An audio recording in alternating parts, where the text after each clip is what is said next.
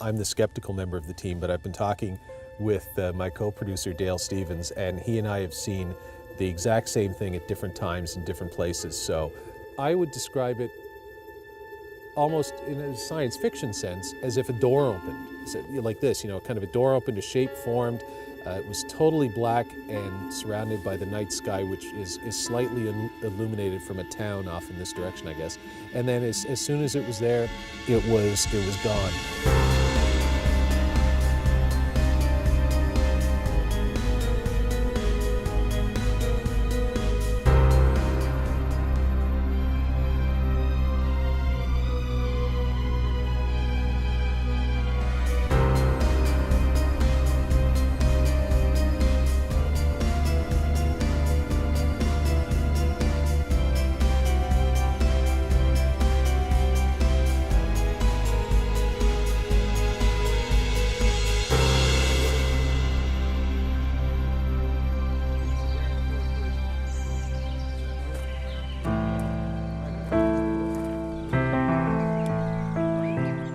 That's a little stable there. It's interesting to have a look in there, and there's a history board on the side about the site as well. Right. Oh, hopefully. Nope, Steve's already here. Oh yeah, here's Steve Mary. Right side. Okay, left side will do. All right, well, let's get out, say hello to Steve, and have a look-see at Shocklach Church. Hey, Steve. Hey, guys. Hey, Steve. Good to see you again. Welcome to Shocklach. Thank you. Yeah. Good to see you again. Hey.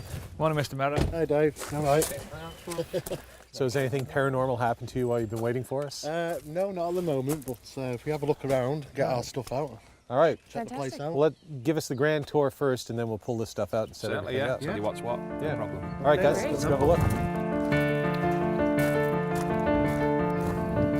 You're talking circa the 13th century for the building of the church. The original part, as you can see, on the left-hand side is a lot older than there was an addition. It was a small church, you needed an addition. So you've never been here before? No, this is my first time. This to is a- Shocklach. Ah. But, I'm aware of its the so-called experiences that have been reported here over the years. Right. Time slips, apparitions, and that's good enough to draw my attention. But you're the expert. Sorry, Dave. No, I'm not an expert. You're the one with a great deal of experience here. Yeah, I've been coming here now for 10 years. Hours-wise, you're probably looking at 3-figured hours spent at the site. You're talking 50-plus visits. I come here alone because I like the location, I like the tranquility. So away from the paranormal, that is. So you were saying that there are a couple of questions. You were telling me earlier there's a wow entrance, as you call it. Yeah, I would suggest that the entrance what we're near now, if you entered this gate rather than the gate we entered previously, there's more of a wow factor when you first enter the site, come through the trees, come through the gate, which is the old English swing gate that you have to bend round a bit. You see the church for the first time and it's wow, it hits you straight away. And let's go through a couple of things about the church, the experiences that you, the UPIA, have had here. Mm-hmm. Let's start with the little girl, the time slip. Yeah, we come to the site. It was my colleague's first time, and he brought his daughter along with him as well. We wanted to discuss something away from the prying ears of a child, so we walked to the rear of the church. At that point, we stopped. He lit a cigarette. He took one drag of it. We asked her to run away. She ran from behind the church. As she went round one corner of the church, she automatically appeared around the corner closest to us straight away within an instant. And I'm probably talking for an 8-year-old child to run that distance, anything up to 30 seconds. And in terms of audible disturbances, what have you been noticing here? I think probably involving the UPIA in particular, we've done several long periods of time at the site, and right at the end of one of the last instances, we were actually stood in a location where 5 UPI investigators were huddled together. At the end of any investigation, we give people free time, go where you want, do what you want, basically. And the 5 investigators were stood at this location and heard the sound of horses neighing and the hooves along the roadside. Now, that might not sound like anything. We're surrounded by a field, but the fields were empty. We had a 1,000,000-watt candle-powered torch. We checked the fields, there was nothing of consequence in the field. But in a historical document, and we're talking dated back to the 1800s, there's actually a report of the Brayton funeral cortege, and obviously at the time it's not going to be hearses, it's got to be horse-drawn carriages, etc., coming down the site, and that's supposed to be an anniversary ghost. It's supposed to take place certain times of the year. After David finished relating some of the stories of paranormal activity at Shocklach, we all split up and went in different directions to explore the site on our own. As I was moving along the side of the church, I felt compelled to move into a remote corner of the grounds. Turning back towards the church, I was overcome with a sense that we were not alone. For whatever reason, this corner interested me. I walked up through, and obviously there was nothing going on, but I was standing in that area, and I turned and I looked at the rest of the church, the building, and nothing happened, but it felt like something was going on. And in my mind, I literally thought the words, something's happening. It was an emotional response that something's happening. With all honesty, you have just described to me word for word exactly the same as many other, well, not many, I'm not talking tens, I'm talking 3, 4, 5 people have said word for word. There's something else going on here. Something else happening. There's something else. It's like there's a curtain and there's something else beyond the curtain. And I can't see it, but Harry I can. Potter-esque. Yeah, but I can feel it. And I mean, I wasn't frightened or scared or anything. It was without a doubt. I can't see it, but I know.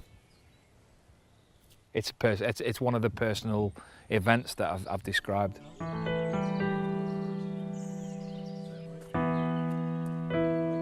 The sun was starting to set, so Paul, Steve, and Dave went back to the parking lot to set up some of the gear. I stayed behind to take some pictures of the church. It was only a few minutes later that the unbelievable happened. Hi, Holly. Hey. I believe you've had an experience. Something unusual? Yeah. I'm laughing because I'm awkward and uncomfortable. FYI. Okay, so what's happened then? I was taking pictures of some stuff. I took a picture of this, for whatever reason, this window right over here, and then clear as anything, I heard the horse's hooves. You heard horses' hooves? I heard the horse's hooves, and I thought that was laughable because we've heard so much, the horse's hooves, the horse's hooves. Yeah. And it wasn't somewhere off in the distance. It wasn't like... Were you quite close? It sounded like it was just on the other side of this tree line here, and I thought for sure that there must have been a horse there. There must have been a hard surface because it sounded like a hard surface. The horse hooves, I heard it for about a second and a half to 2 seconds. The clop of the horse's hooves, and almost what I would have, at that time I was thinking, that sounds like a carriage, like a wheel on the surface as well. Yeah. Yeah. It was so clear and so distinct and so close that I had to come down here.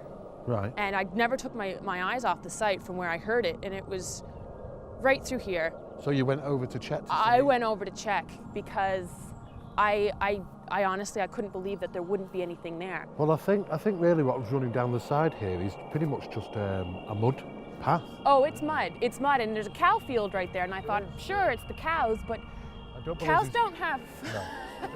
Cows don't have horseshoes. I don't believe there's any horses in the vicinity at all. No, and I think Dave's actually gone off to check to see if there is anything there. I mean, it wasn't somewhere off in the distance, like I said. It's very interesting right there. that you've said that, because we've had the same things reported in the same location before. This location? This location. Seriously, this location? Seriously, this location.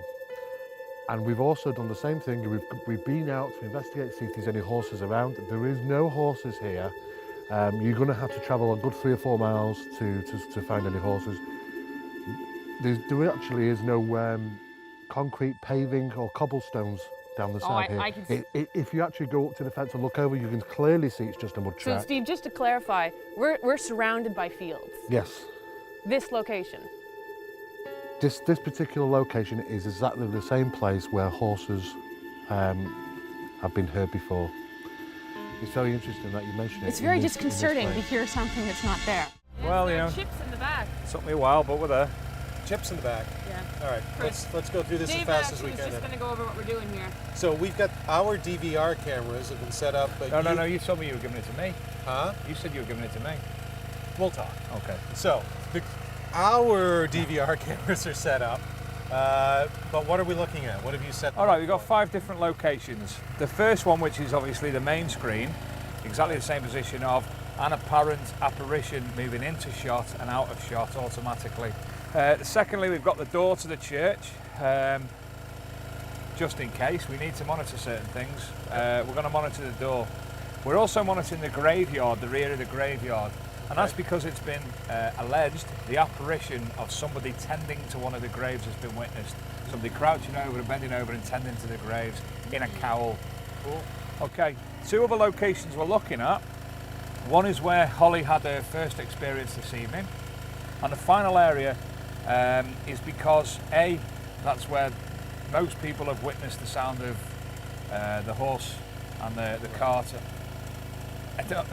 Strangely, a different place to where Holly witnessed it, but that place. And additionally, because one of the members of the UPIA actually witnessed a figure in that area as well. And do we have a camera covering the area where you reported the time lapse? Yes. Thingy? Yes, that's also covered in one of these bottom areas. Okay. It's actually covered in the area where the time slip took place and the area where Holly had her experience this evening. With our cameras set up, we decided to explore different areas of the church grounds. Holly headed back to where she had heard the horse's hooves earlier that evening, while Steve and Dave focused on the graveyard. Meanwhile, I found what I thought was a nice, quiet little spot at the rear of the church. Within minutes, however, I had one of my weirdest experiences yet as a paranormal investigator. So here's the crazy thing. I wasn't going to say anything because I'm the skeptical member of the team, but I've been talking with my co-producer Dale Stevens, and he and I have seen the exact same thing at different times in different places. So that's, trained as a lawyer, as a historian, what I want is confirmation, and I've had it. And what Dale described and what I've seen, out of the corner of my eye, and then I looked over, it was over in this direction, and because the sky, there's trees, and then there's sky in between, which allows you to, gives a backdrop of some illumination that you can see things. And it's weird. I would describe it almost in a science fiction sense as if a door opened. So like this, kind of a door opened, a shape formed. It was totally black and surrounded by the night sky, which is slightly illuminated from a town off in this direction, I guess. And then as soon as it was there, it was gone. Maybe a second or 2 seconds, I suppose, afterwards. What I saw would have been, the church is right over here. We've just sort of walked in more or less a straight line, and I was looking right in this direction. And here's the thing that I find a little freaky, because I don't know if we'll show it in the episode or not, but Aaron and Dale, my camera and audio guy here, were here with me earlier where we taped a little stand-up segment where I was talking about Holly and some other things. This is exactly where I was standing. What I saw, this shadow, this doorway, whatever it was that was opening, happened right up here. So it occurred, whatever it was for me, sort of in exactly the same place as I was standing, 2 hours ago maybe, when we filmed that stand-up segment. And so it was church over here, and it's kind of like open like this, and that's the only way I can describe it. My co-director, producer Dale Stevens, described it a little differently, but we're talking about the exact same thing. But the way my mind works, it was like a trans-dimensional door opening or something, with just full of blackness, as if the sky blacked out in that section. Weird. I gotta tell you, weird. Of all the episodes I've done, weirdest, that and getting the thing in the St. Andrews jail, 2 weirdest things I've seen. And I would have pocketed that one, because that one was it was just one of those weird things that if Dale hadn't told me that he'd seen the same thing in a different place, different time, I might not have said anything. Paul and Dale's sighting of the black void in the night sky was the beginning of a series of unusual events. In a period of 20 minutes, our sound technician, Dale Lucky, burned through 2 sets of batteries that should have lasted over 2 hours. How long are these ones running? They've only been going probably max 20 minutes today. What do you usually get out of them? That first shoot we were on down at Liscombe, Yeah. I think I didn't change batteries once. And that would have been a couple of hours? Yeah. Wow. So I don't know what's going on, but Anyway. I had to change 4 times whilst I've been here. Now it's the same pack, come out of the same packs that I use when I'm at home, and they're usually pretty much good for a week or so, usually about a week. But just the location here tonight, I've changed on 4 times. So. But it is quite common for people to report battery loss on equipment when the new batteries have been placed in them in areas where alleged paranormal phenomena takes place. So. After the troubles with the batteries, Steve reported seeing some unusual lights behind the church. It was this location here, so I came straight over, because whilst I was over there looking, I saw what I thought was just a temporarily light just on the edges of these sort of tombs, and I came rushing over, trying to account for everybody where everybody was. The only person that wasn't with us was Dale, and he was at the far end. Down in the cemetery down area. in the cemetery, near the lower cemetery, just scouting around that area. I don't know if it was basically just that he's wandered the torch and it's just caught my eye as it swept this area. I'm not too sure, but I talked to Dale and he said that he didn't come over to this area with his torch. So, well, here's the great thing about sort of the scientific method. We might be able to recreate that's right. Yeah. a torch from that far down. If we can get Dale to go right down to where he was earlier, and with his lift, it's only a very small torch. And with his torch, just to flash over in this area, see if it catches and if we anything. can just go further, just round the corner a bit, and see if we can see that torch, then okay. we'll have to find out. All right, we'll head down here, and Dale's going to swing his torch, as they say here in Britain, or as we would say, his flashlight, back here as if he was walking where he was, and we'll see if that creates any light effect over here. Yeah, that would be wonderful. Yeah. And if it doesn't, then we have some anomaly, perhaps. Yeah. All right, let's go hang out down here. Yep.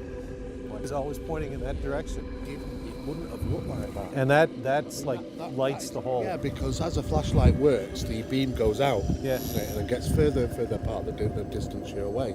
Yeah. And when Dale was down there and he flashed his light up here, it was too widespread. It was very focused, the light where I saw. Yeah. So I think we could have something on a little bit strange there. The only thing Dale suggested is that he was shining it down there where there are tombstones. There's a black tombstone down there. He thought maybe it had bounced off that, but we did that too, and there was nothing that went up there. After Paul and Steve conducted their experiment, Paul came over and updated me on what had been happening. And then he told me something else, that he'd actually been hearing things throughout the entire investigation. Horse hooves. What did you hear? Horse hooves, which I heard earlier. You did? Yeah, When? earlier when it was still light out. Why didn't you say anything? Same reason I didn't say anything about the thing until the thing. I always wait for corrupt. I would have said something at the end of the night. Are you serious? Yeah, I wasn't sure. I went on this long walk to see if it was the cows over there or anything that could have made the anything. Are you serious? When Paul told me that he had actually heard the sound of the horse's hooves, I was irritated with him for keeping that information to himself. But I was also a little relieved that someone else was hearing the same things I was. And then we heard the sound of the horses again. It was the clip clop, clip clop, clip clop, clip clop, clip clop. How'd it go? Clip clop, clip clop, clip clop, clip clop. Yeah. No, she was like, and I was like, yeah, no, I heard it at the same time. And then it disappeared. Didn't want to yell. She said, "Lo, yell and let everybody know." I said, "No, because there's cows over there, and I wanted to go over and make sure it wasn't a cow rubbing against the metal thing, which I had observed earlier." And then we just heard that, and that was a different sound. Yes? Yeah, I'm sorry. I'm just really cold. That's why I'm shaking. No. But we heard them both within like 3 minutes of each other, and they're different sounds, right? We heard a clip clop, and then the metal sound, which we just heard, is different. Yeah, no. Unless it is cold, yeah. Clip clop, clip clop. But then it's gone. Oh no, I'm with you. I heard it. At this point, Paul and I were running on nervous energy as we tried to figure out if there was a rational explanation for what we were hearing. I don't know, it sounded like horse hooves to me. And I specifically, because I briefly heard, like for a second earlier this evening, I went on this long walk, the same second or two, the clip clop. Again, sorry, I pocketed it.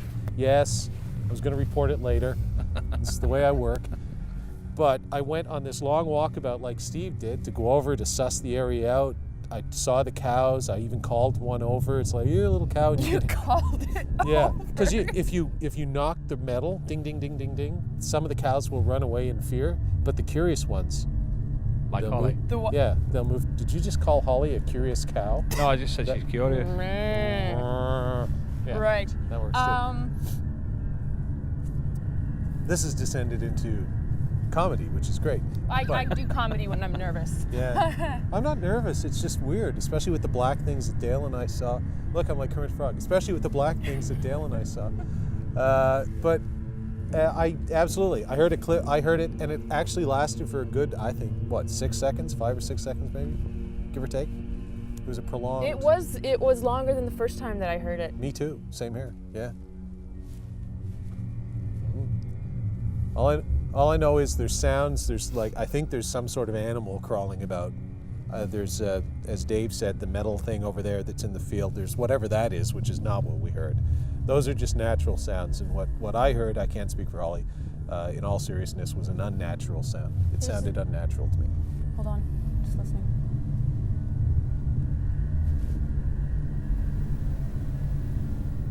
Okay, yeah, I can hear a cow chewing. Yeah, That's- I've already ruled all those things out from it, like boom, cows chewing, walking, all that stuff. Nope, sounded like clip, clop, clip, clop, clip, clop.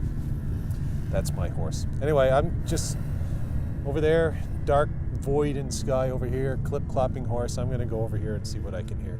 Fantastic. I'll scream if I hear the clip-clopping of the horse again. Excellent. Well, I won't really scream, but it will notify people in a professional fashion. Moving on. What happened to us that night at Shocklach Church? I still don't know. We don't have any photos of relevance, and our audio and cameras didn't pick up anything anomalous. But we all saw and heard things that we cannot explain. It's almost as if all night something was playing games with us. Shocklach is the type of investigation that you never want to see end. I can understand why my friend Dave Sadler has been drawn there over and over again, because the location is genuinely haunting and truly unforgettable. It's like black things in the sky and light anomalies over here and horse hooves. Ooh, this is and Dale asked me, it's like, are you scared or anything? I said, no, I'm not scared. I'm jacked up. This is exciting. This is fascinating. This is cool in a weird way. Because this is the kind of thing, if you're doing UFO research or any paranormal research or anything, it's like being a lawyer. You can read it all in the books, but until you get in a courtroom, until you get there in front of a judge with a witness and everything, you don't actually know how it works. And the same thing's true with paranormal investigation. You could do 50 of these and have nothing happen.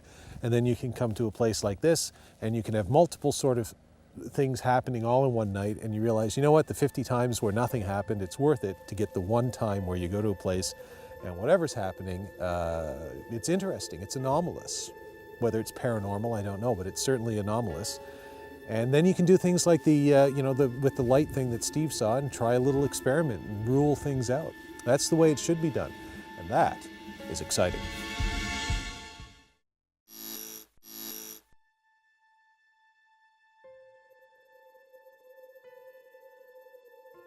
So this has obviously become a very interesting place to me because of our friend here.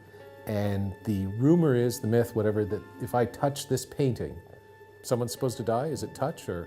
If you move the painting, somebody is apparently supposed to go to pastures anew. Right. Well.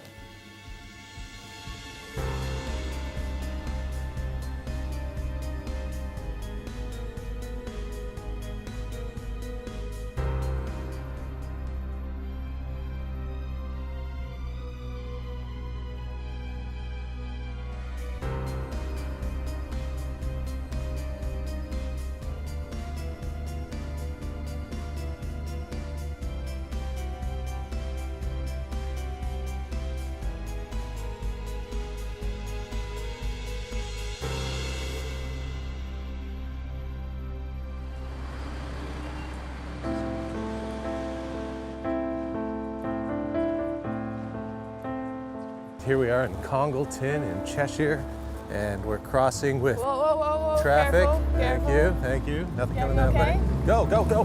These people are crazy here. It's kind of crazy country with people running. Ugh. That's scary. That's scarier than the haunted houses. Speaking of which, we're at the Lion and Swan Hotel. Bars, restaurant, function room. Excited? Yeah, the function room sounds like fun. So this Might place be looks haunted. surprised. Should knock. Good job. The Lion and Swan Hotel in Congleton, England is a unique location with centuries of history and more than a few ghost stories hidden within its walls.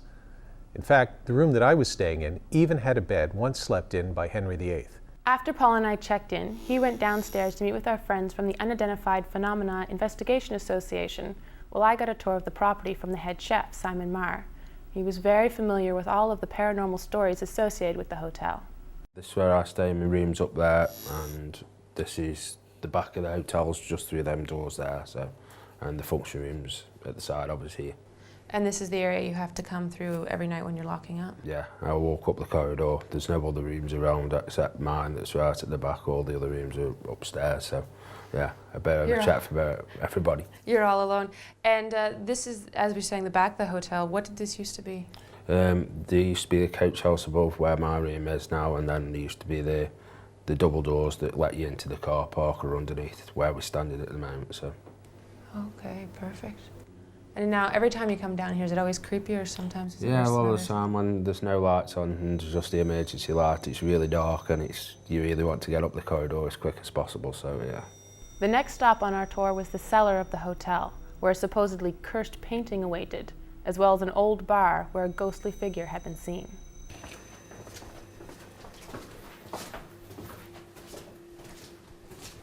And how do you generally feel when you're down here, Simon?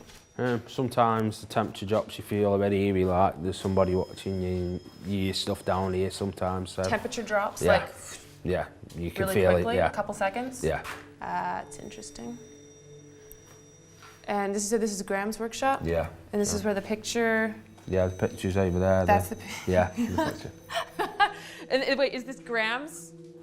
Yeah, this is Graham. Graham owns it now, so it stops down here with Graham. This is the picture that. You touch and die. Yeah, apparently so. I haven't died yet, but you know. Yeah, I can see how maybe that would have, that tradition would have arose. See, it's Carolyn.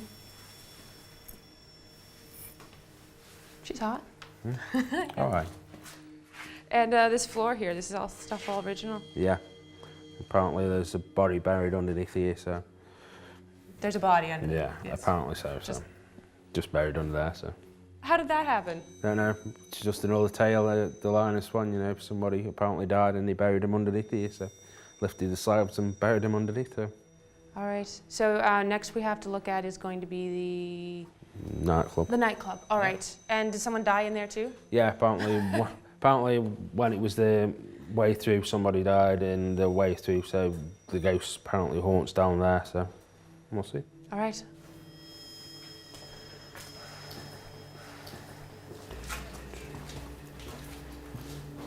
What is this? Should suit to the nightclub, so. Is this how you get to the nightclub? Yeah. Are you sure? Yeah. Oh, wow.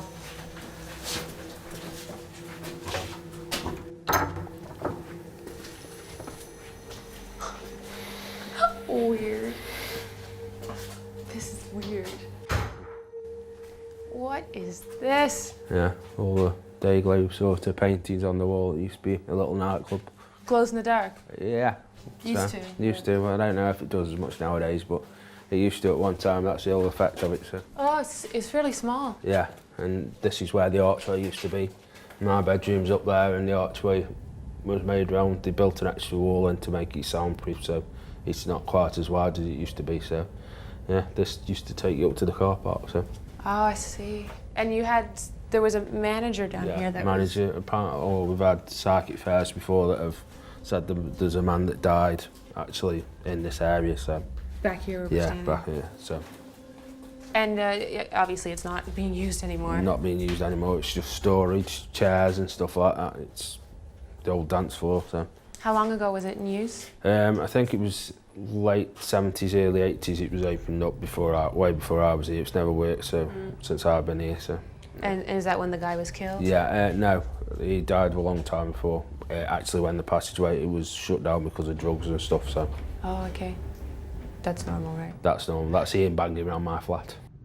Simon and I finished our tour of the hotel, and then I went upstairs to join Paul and the UPIA team in the conference room, where we would plan and map out our investigation for the evening. It was at this point that Paul and I took the opportunity to find out a little bit more about how the UPIA worked.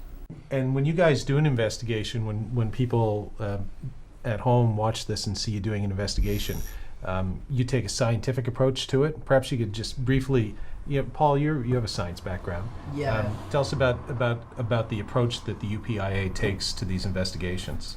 When you're doing an investigation at position A, position B, there's less anomalies. Everybody's working in the same manner of fact. And really, that's the key. So there's no variables in the way people are working, that everybody's working to one specific method. Basically, the investigators that are working throughout UPIA and other similar organisations in the country are qualified, have to be qualified through the British Investigators Training Course. It is a course which it trains individuals that are interested in this subject how to investigate, not just investigate through records, but on-site investigation as well, research methods, how to deal with traumatised incidents. A lot of people that are involved throughout the UPIA are qualified in their own fields as well, such as psychology, parapsychology, chemistry, and lots of different things that might come in handy. As always, I was impressed with the meticulous investigative approach taken by the UPIA. However, as we got down to the business of deciding who was going to do what, I decided to employ a less scientific method. Paper, rock, scissors, which one of us moves the picture? Yeah, Paul's moving the picture. That's the first one I've ever won. So I have a question. You said that if you touch the picture, someone dies. Yes. So, apparently. So then rock, paper, scissors doesn't necessarily mean that Paul moving the picture means that he's gonna die. Could be you that dies. It could be. Technically. But hey. Or me. Hey. Or Steve. Then I'll come back as a ghost and to my colleagues and try and... Oh, that would be good. And be able to... If you could, yeah. I'd just be interested if anybody dies. Yeah. So I'm kind of hoping not. It's going to be a risky gamble. Of course, to rule it out, we'd have to move it again and see if it happens a second time. Or, Holly, we could actually move the photograph and put it in bed with you. I could see why Paul and Dave get along so well. They both have an anything-goes sense of humor. That's fine. It's a good idea when you're in a haunted location to keep everyone's spirits light. So you and I will go down to the cellar tonight. Oh yeah. Oh yeah. Dig it. Dig it. And Holly and... Ivy. Ebony and Ivory. Holly and Paul can go up to my room. Oh yeah. Oh yeah. And I'll have a baby shower. Steve can have a beer.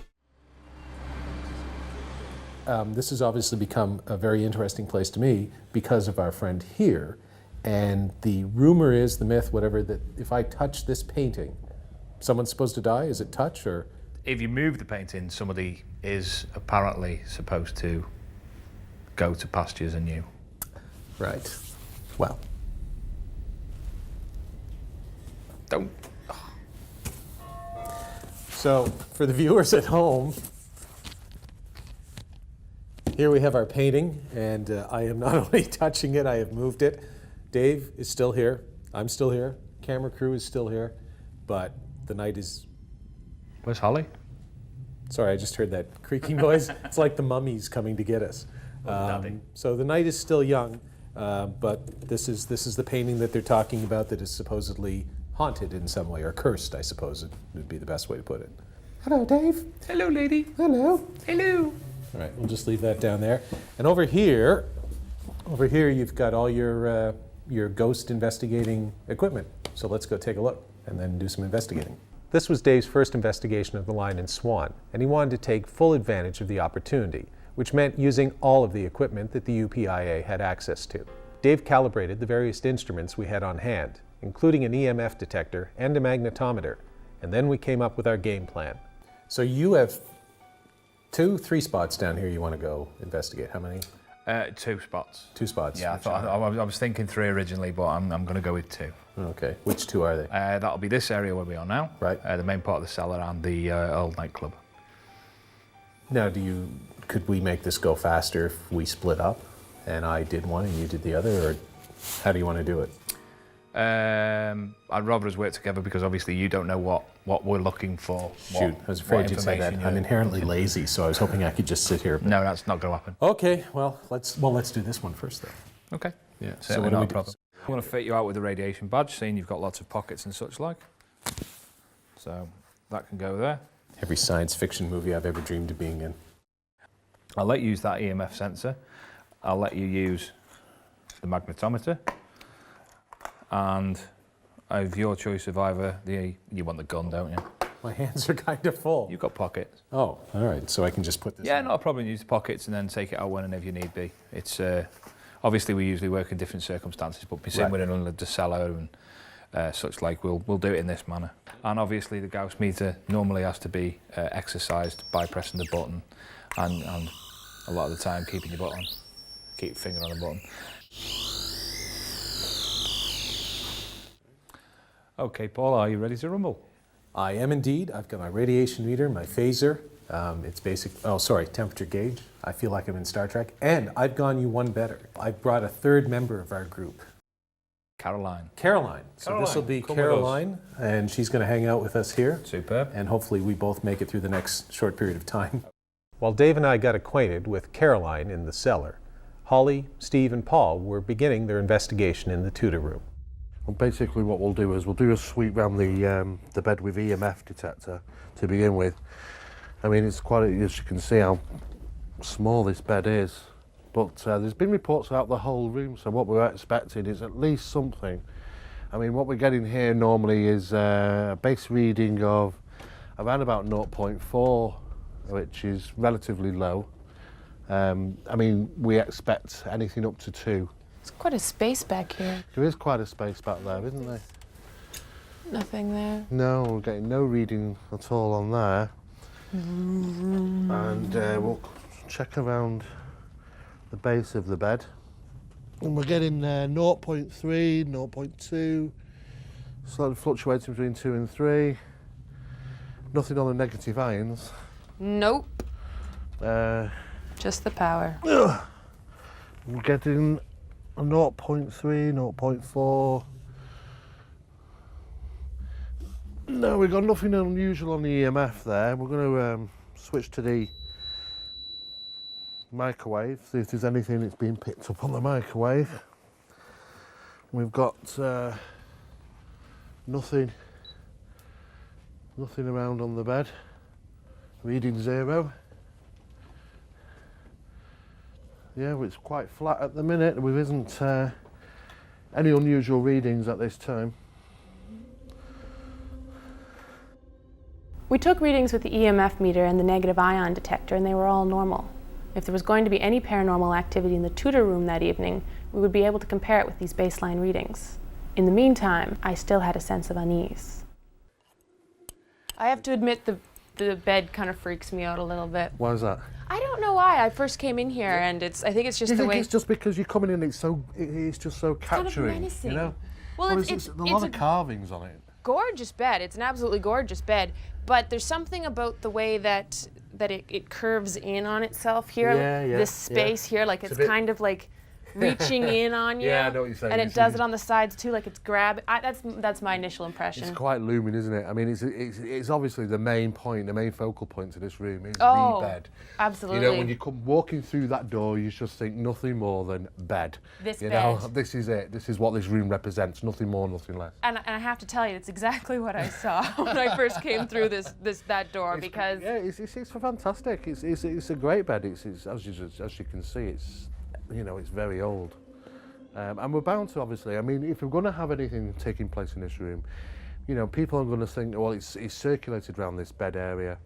You know, the only real area of sort of where we can move about is just at the base of this bed and up at the sides of Or it. off to the bathroom, but You know, but I mean, I think this is the so-called area where people have claimed to have witnessed this apparition of a man and a dog, of all things as well. So, As Holly, Steve, and Paul were conducting their investigation in the Tudor room, Dave and I were getting similar results in the cellar.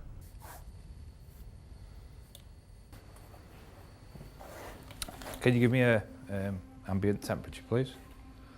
Away from you, obviously. Just a general area sweep, yeah. Just we'll call that 2002. Can you do it in a couple more locations and we'll take it and then we'll make an average of that. All right, so that's 20.2. Be the four corners of the room. Okay. And 21.5.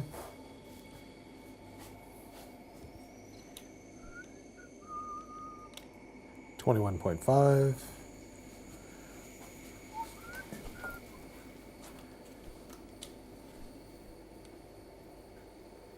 19.7.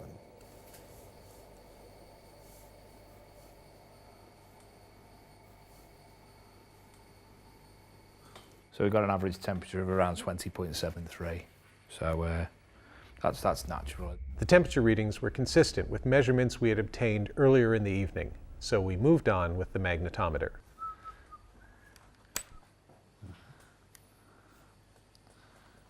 That's zero. It's nothing. Okay, that's basically the first part of the sweep, and then, as I said, we can go to another location, or you can sit and feel the ambience of this location, see if there's anything different that you want to report in this area in a period of time, and obviously we'll come back and do some more tests. Yeah. Yeah. All right, Okay. well, let's go to the other area. Okay. We'll leave Caroline here. Okay. All right. Caroline, look after the equipment, please. What I like about this is it's made in Great Britain. Oh yeah. Made here. And you don't put the great in Great Britain. Me. Nice. I'm responsible for the inn. In the EMF sensor, we've again got 0.00. Normal magnetics, we've got normal. And radiation. Normal. Let me haul out my friendly little Starship Enterprise here. Will be 0. It will indeed. All right, so we've conducted some experiments, taken a look around the room a couple times with Yeah. the detectors, and haven't had a whole lot of activity. What do you guys think about this? It's pretty typical, really. We've got a lot of baseline readings. Nothing seems to have spiked. Shazam! We're back. We are. Caroline's still here. And She hasn't run away with anyone. looks like she's looked after the place. I personally can't feel anything of consequence differently temperature-wise. So. 5 points of the temperature compass coming up, sir. Firstly, can I just monitor to see if everything's okay upstairs with Paul and Holly? Sure. Okay. Dave to Paul, Dave to Paul. Dave, go ahead. Everything okay upstairs with you and Holly? Yeah, we've just conducted a sweep of room 20 and we're just reviewing the data right now. Thanks for that. Cheers. Yeah, so at the moment there's showed no spikes, no significant spikes. Everything seems to be normal. Currently, what we've looked for again is EMFs, microwaves, and negative ions, and no peaks have been shown here. Just because we haven't had anything occur, you wouldn't just immediately go, "Meh, no, not haunted." No, because on most occasions, you know, it's just a matter of being. I think it's down to being at the right time, right place, right moment, and having a piece of equipment with you. If you're lucky enough to have a camera, lucky enough to take a photograph of something strange, then maybe so. So we always presume that, you know, that there could be something unusual, that it's just not here when we want it to be here. So we just continue checking on a particular room for the duration of an evening. So pretty much nothing going on down here tonight. Environmentally, I would suggest nothing. Obviously, if paranormal activity was to take place, the alleged, as I like to say, the alleged paranormal activity is to take place, there's a strong possibility that some of the environmental conditions could change. And obviously, you'd have to stay in here a while longer on a full investigation and monitor the equipment constantly. We're going to check in on Holly and Paul upstairs, but I'm going to stay down here with fine, Caroline. yeah. Of course, if you do witness anything of consequence, please You'll be the first I call. let me know. Okay, so I'm going to set up over here on the desk with the painting and my stuff, and you're going to head up and check on Paul and Holly. Sounds good. Have fun. I hope my partner's still alive and that touching and moving Caroline didn't cause nice any. to him, Caroline. Yes. All right, we'll see you in a bit. Okay, Don't forget me. I will. So here I am, I'm down in the cellar, and I've got my EMF meter, which is currently reading 0.00, and sweet Caroline here is going to keep me company, and Holly and Paul are upstairs in my room, and Dave's gone up to see what's happening. Oh, and I've got the compass, so I'll set the compass out here, and we'll see if anything happens. The things I do for a date. After a thorough investigation of the line in Swan, we had found no evidence to support the stories of the various ghosts that supposedly haunted the property, nor had we experienced anything anomalous. But that's sometimes how it goes with ghost investigation. The next day, however, brought news that shocked and saddened all of us. When confronted with a story that portends some dire paranormal consequences if a certain action is taken, I have a habit of throwing caution to the wind, because I don't believe in ghosts or demons or curses. At the line in Swan, I did it once again, this time with the painting of Caroline in the basement. At the time, Dave Sadler and I joked around about people dying because I had moved the painting, and then we thought nothing more of it as we moved on with our investigation. However, the next day we got news that the father of one of the participants in our investigation that evening had passed away suddenly the next morning. This is something that I've struggled to come to terms with in relation to both our investigation of the line in Swan and this episode. The skeptic in me wants to dismiss it as a pure coincidence. Given all the circumstances, however, I can't help but wonder if maybe for once I actually went too far and crossed some sort of paranormal Rubicon with tragic consequences. At the line in Swan, supremely confident in my skepticism, I came and I saw. But it may have been the curse of Caroline's painting that ultimately conquered.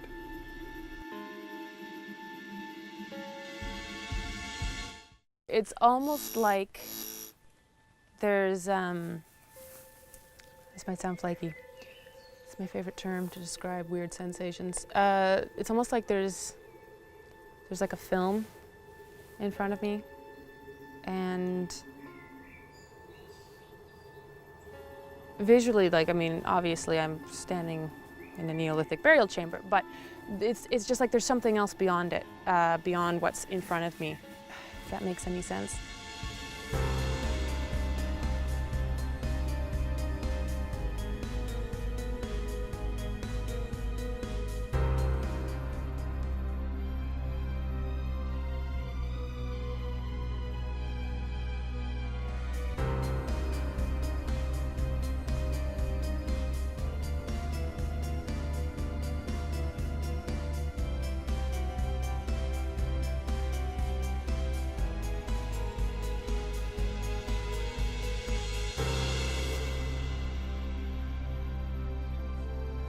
As Holly and I wrap up our tour of the Cheshire region of the United Kingdom, we investigate two very different locations. The first was a 12,000-year-old Neolithic burial site known as the Bridestones, where there had been sightings of ghostly druids, missing time incidents, and numerous reports of a phenomenon known as earthlights. Morning, guys.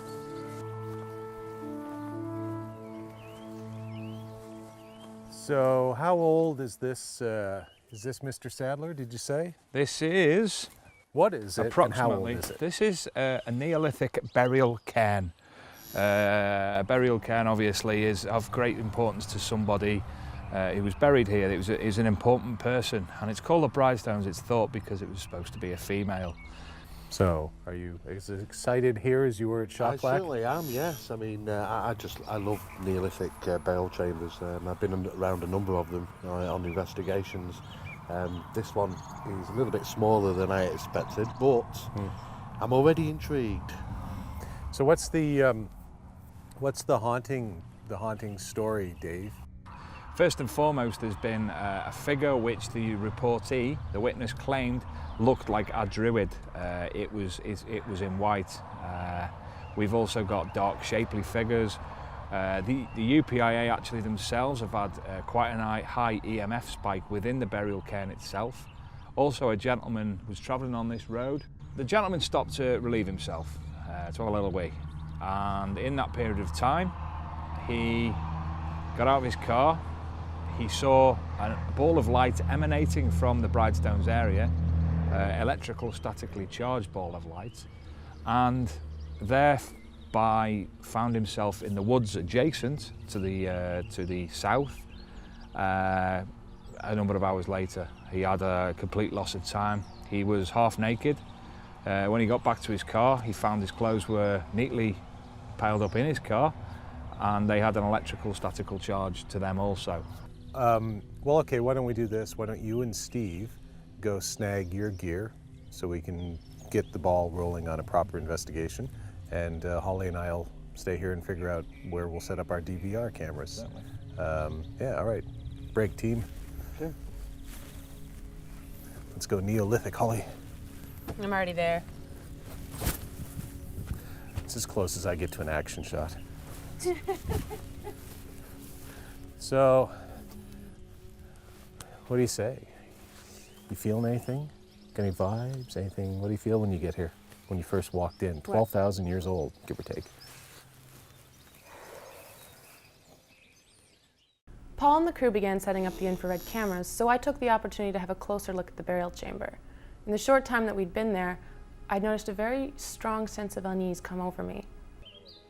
I don't know if I want to call it anxiety, because I've definitely experienced that before, but it's just this kind of like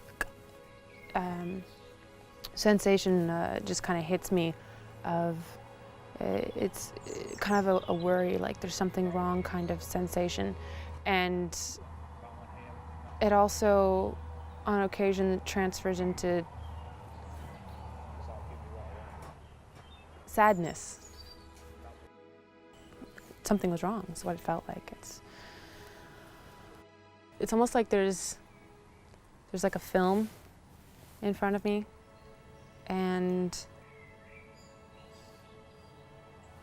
visually, like, I mean, obviously I'm standing in a Neolithic burial chamber, but it's just like there's something else beyond it, beyond what's in front of me, if that makes any sense.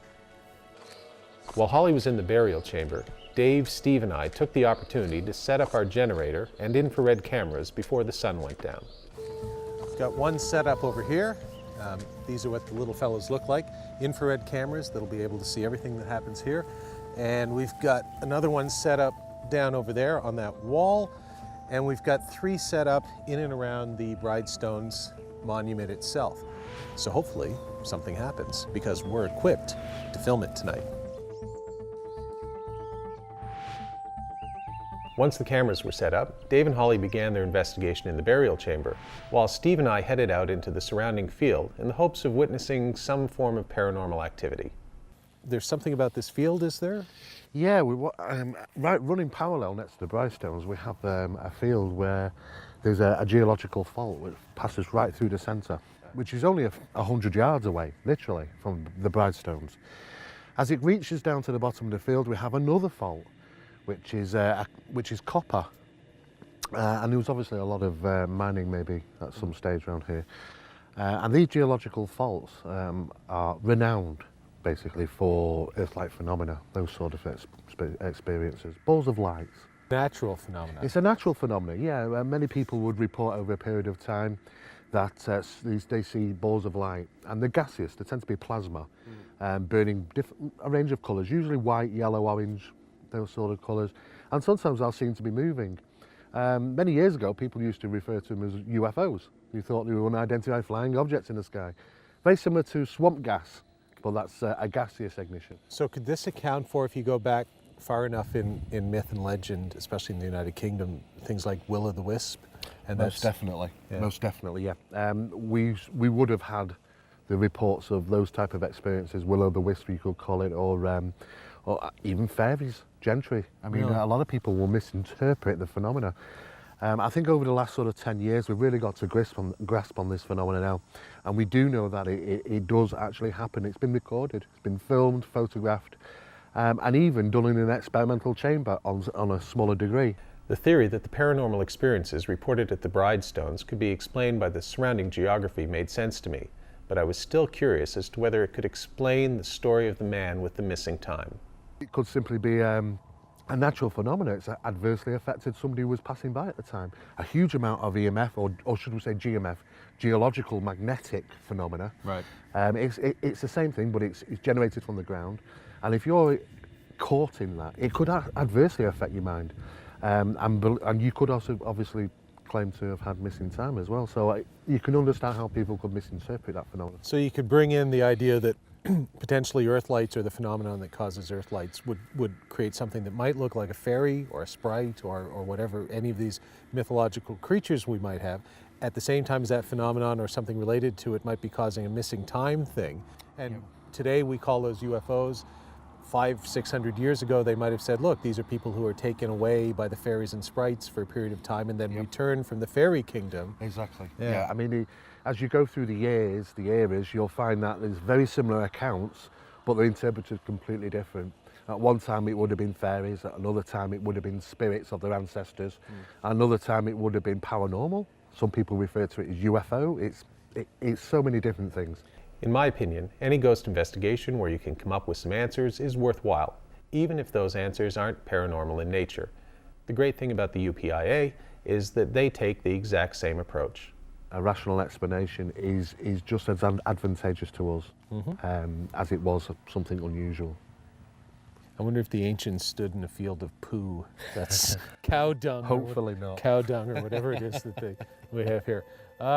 Okay, well, maybe we should go back and see what Holly and Dave. Yes, yeah, I'd love to find out. I was saying earlier, the nice thing is about the smallness of the space, that those DVR cameras, we've got the thing covered from every angle. So if there is anything tonight, we should hopefully we should have it. All right, let's be careful where we walk. Hey guys, Hi, What's Holly. up? I got a question for you.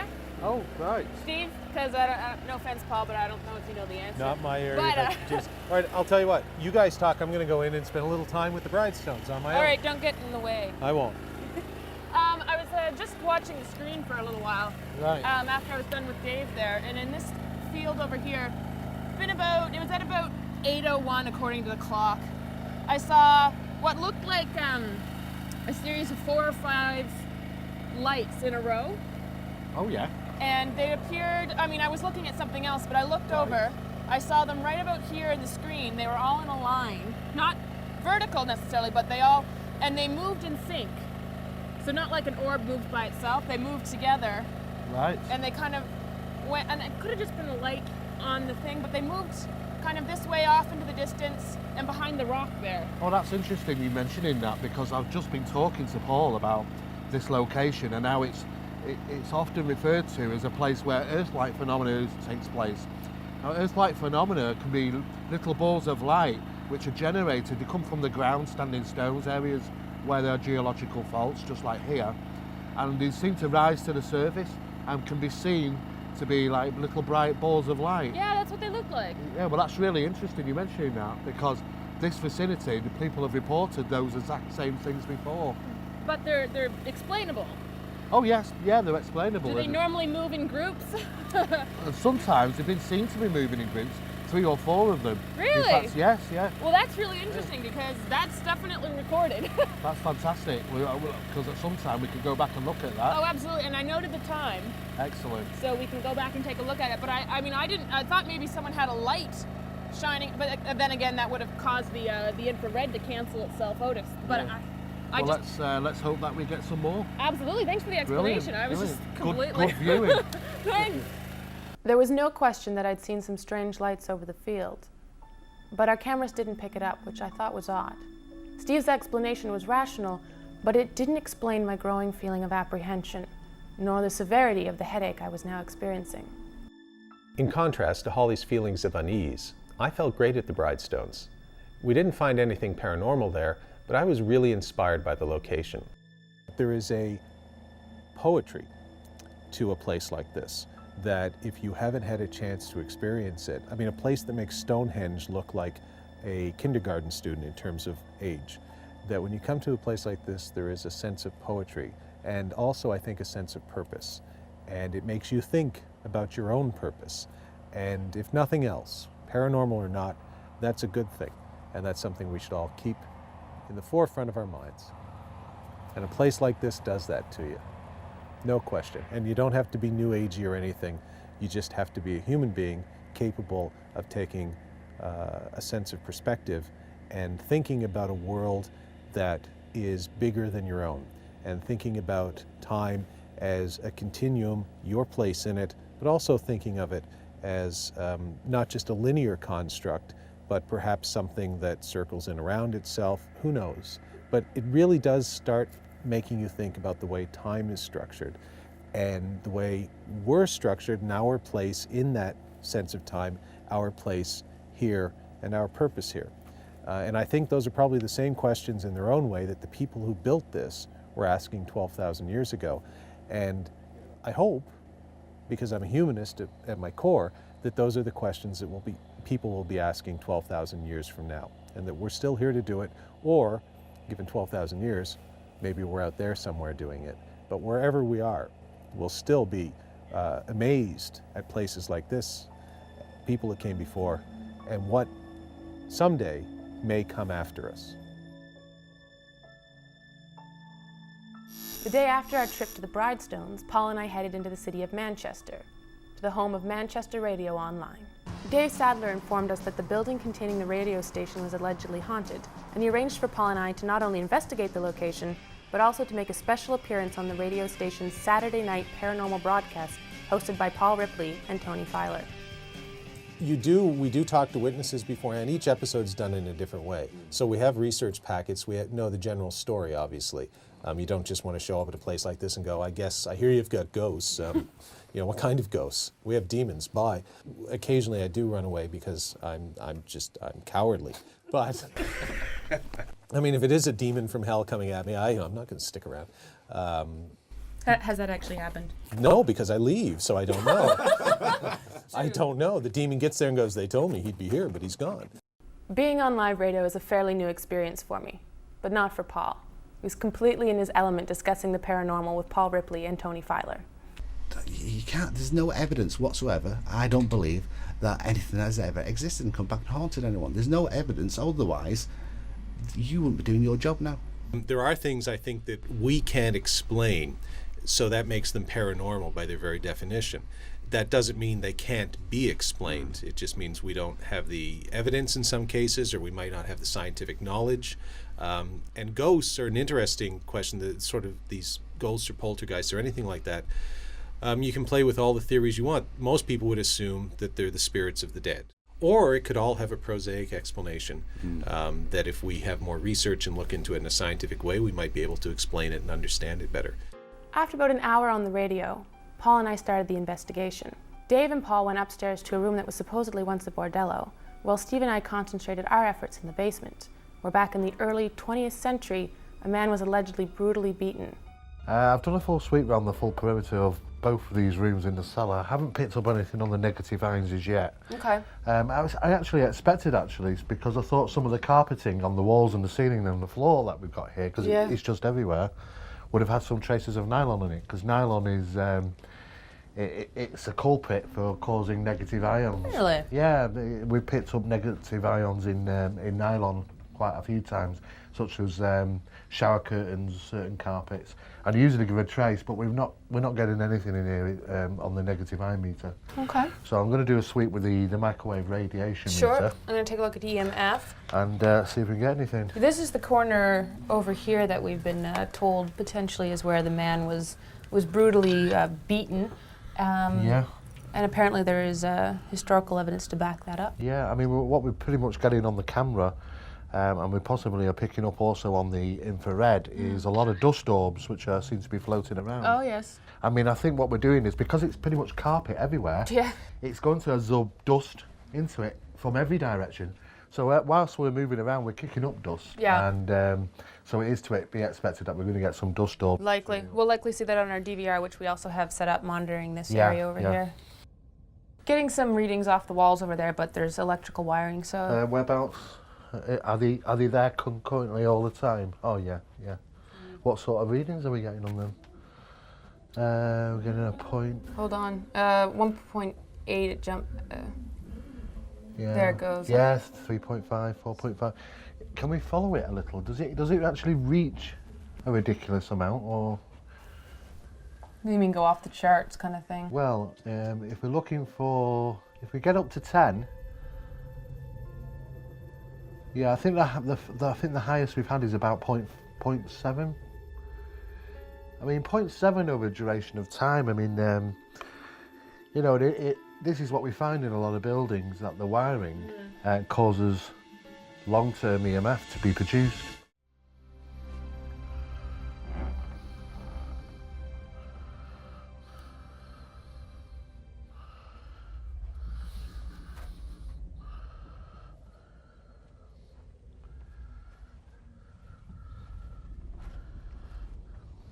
Getting nothing on the microwave radiation detector, so we're looking like we've not got no leakage.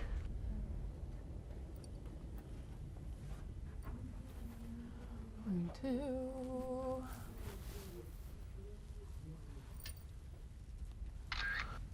Oh, can I get some light over here? Oh.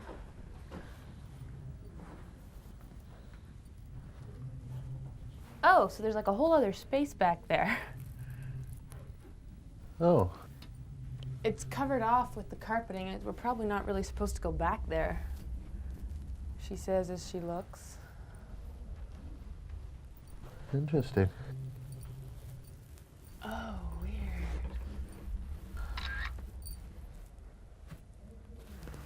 Let me just flip this over the other way. Oh, and now I've gone and ripped part of it off. Well, it doesn't go very far. No. But you can certainly see the foundations. Yeah, do you want to take a couple of snaps whilst you're in there? Sure. Holly? Sure. Just, Let me do it. just point and press. Whoa. Low light, real.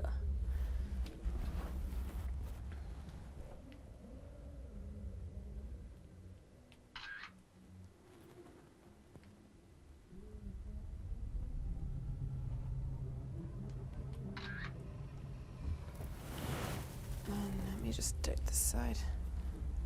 Creepy corners. Hey, you want to do any sweeps in here? It's a very small space, and I'm afraid I'm going to pull out these nails. Wiring, that's really high. Is it? 20, 48, 50. Sorry? 40, 50. Oh, whoa. That's not good. That's not healthy at all. That spike you got, 45. Not healthy, like I should take my hand away, not healthy? No, basically, if you've got 45, you'd only have to spend about, what, 20 minutes in that field at 45. In that field? In that field, about 20 minutes. And then what? That'd be enough to make you a little bit disorientated, feel a little bit nauseous. But you'd actually have to be standing. You'd have to stand in that space. We're up to 69. It's jumping. 69. It's jumping between 30 and 50. Yeah, they definitely need the wiring sorting out, really. As with the Bridestones, Steve and I had discovered a non-paranormal explanation for alleged paranormal activity. The electrical wiring in the basement of the radio station had created an area of abnormally high electromagnetic field activity, which could explain the reports of ghosts seen and heard in the room. Very high. So ghost investigation, perhaps not conclusive tonight in any way, shape, or form, but health and safety disaster averted. Oh yeah, and this is part of the thing we do, Paul. I mean, a lot of the things, we've picked this up in the past. I've been involved in an investigation in the past where an entire farm, British farm, had to be rewired, and we had all sorts of manweb and all sorts there, the British energy authorities. And because of the severity of the EMFs, which was proven to be affecting one of the members of the family, the whole farm had to be rewired. And after it was rewired and everything's fixed, the health increased better. Good work, guys. Excellent. Thank you. We've got lots of DVR to go over, so... Yeah, we've got quite a lot. And a lot of photographs, and obviously we put some details down on our sheet. We're now doing the perimeter test, so... And we've also got a lot of our own footage, which obviously we're making available to the crew. Check that as well, yeah. Negative ions, they're still negative. They're still very upset about something. Up here is still EMF up here. Radiation is still radiation free. We hadn't found any ghosts at either the Bridestones or the Manchester radio station, but we did discover some answers, and that's really what ghost investigation is all about. Holly and I had an amazing time working with Dave and Steve and the rest of the UPIA during our week in the United Kingdom. Some of the sites we visited, like the radio station and the Bridestones, had non-paranormal explanations for the reports of ghostly activity, but there were others, like Shocklach Church and the White Hart Hotel, where we experienced some truly surreal events for which we still cannot find a rational explanation. Working with real professionals like the folks from the UPIA was a great learning experience for both Holly and I, and we can't wait to return to England sooner rather than later, for it's truly a magical land, rich in both history and hauntings.